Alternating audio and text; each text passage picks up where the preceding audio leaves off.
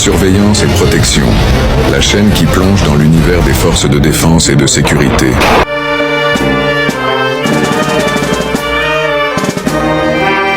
Portrait du général Jean-Baptiste Tine, ministre de l'Intérieur et de la Sécurité publique.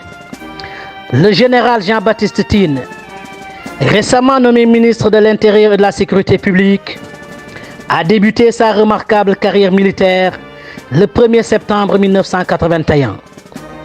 Grâce à son mérite et à sa progression rapide, il a gravi les échelons, devenant sous-lieutenant en octobre 1984, lieutenant en 1986, capitaine en 1991, commandant en 1997, lieutenant anticolonel en 2003 et colonel en 2006.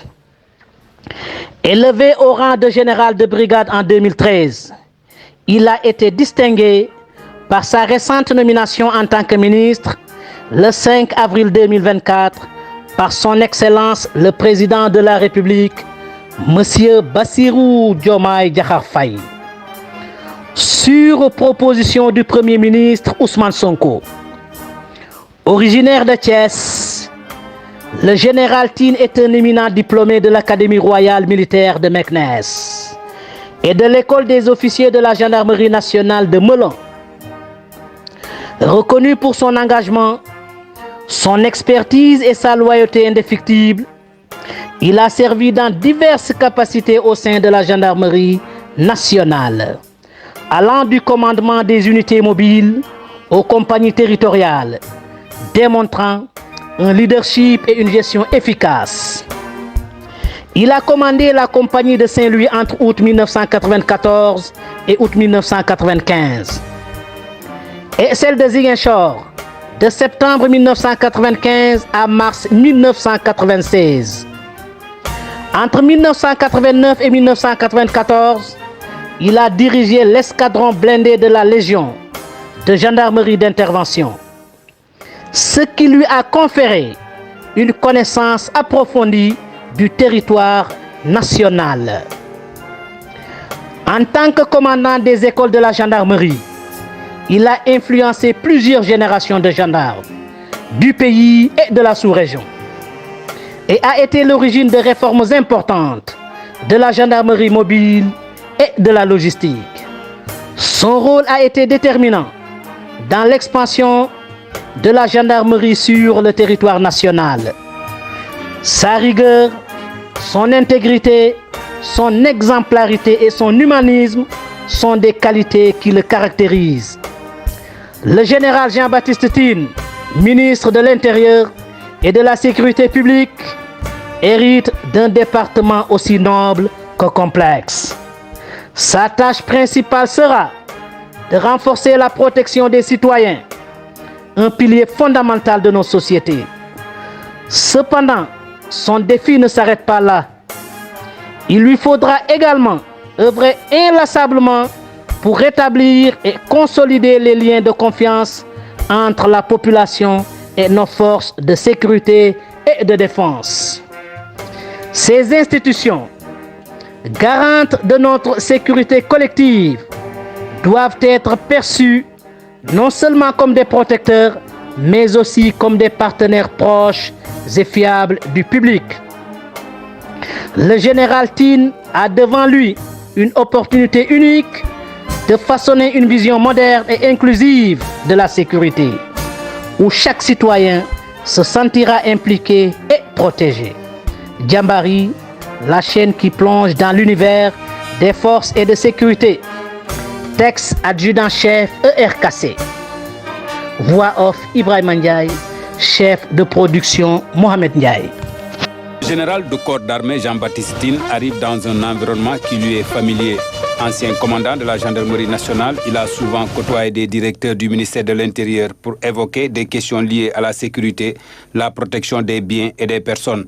Désormais ministre de l'Intérieur et de la Sécurité publique, il s'engage à maintenir haut le flambeau. Il compte inscrire son action sur la protection des concitoyens.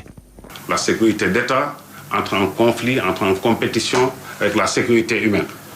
Et il s'agit, sans exclure, sans exclusive, de concilier les deux.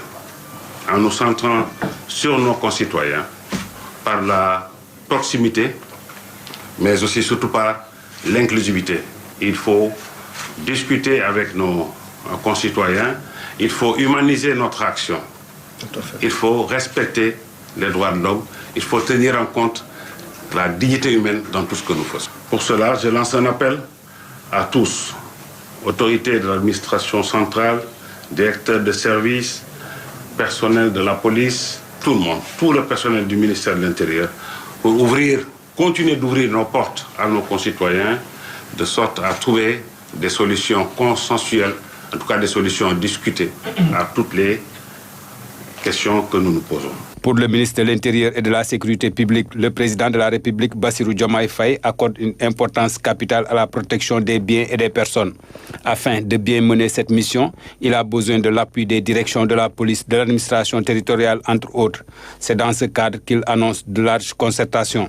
Je m'engage à mener très rapidement de larges concertations avec tous les cadres du ministère, pour qu'ensemble, nous puissions voir comment améliorer l'existant et comment apporter les changements inéluctables nécessaires pour continuer à mériter la confiance de nos autorités et l'estime de nos populations. Donc je vous exhorte tous, vraiment, à garder en permanence et à l'esprit notre belle devise, un peuple, un but, une foi. Auparavant, le ministre de l'Intérieur sortant, Mamadou Mokhtar Cissé, après avoir loué les qualités du nouvel entrant, a salué le professionnalisme des agents du ministère de l'Intérieur. Son action et son style de management ont permis de mettre en place les outils nécessaires pour une bonne élection présidentielle. Il quitte ses collaborateurs avec le sentiment du devoir accompli. Je m'en vais donc, pour clore mon discours, monsieur le ministre, vous confier cette famille ô combien vaillante, ma famille maintenant, celle du ministère de l'Intérieur. Le peu de temps que j'ai passé avec elle me l'a fait aimer naturellement et je sais que vous saurez la mettre sur la bonne voie en veillant à la rendre plus sympathique aux yeux des citoyens, surtout mes cousins policiers. Je dis cousins en pensant aux douaniers. Donc ils font un travail admirable qui n'est pas très connu, qui n'est pas très bien apprécié. C'est votre rôle, je pense désormais, d'aider à cette reconnaissance qui le mérite. Et avec l'aide de Dieu, les aider à veiller sur notre sécurité. Ministère en charge du culte, Mamadou Mokhtar Cissé affirme que son successeur est un homme de dialogue, d'écoute, mais aussi qui s'intéresse beaucoup aux questions religieuses. Un atout majeur dans le dialogue interreligieux. Un mois passé à la tête du ministère, c'est peu, mais les réalisations sont immenses, d'où ces multiples cadeaux offerts par plusieurs directions. Respect à nos braves Djambars. N'oubliez pas de vous abonner à notre chaîne Djambari, aimer et partager. Soyez informés de toute l'info en continu, en découvrant toute l'actualité sur les Djambars. Djambari, surveillance et protection, la chaîne qui plonge dans l'univers des forces de défense et de sécurité.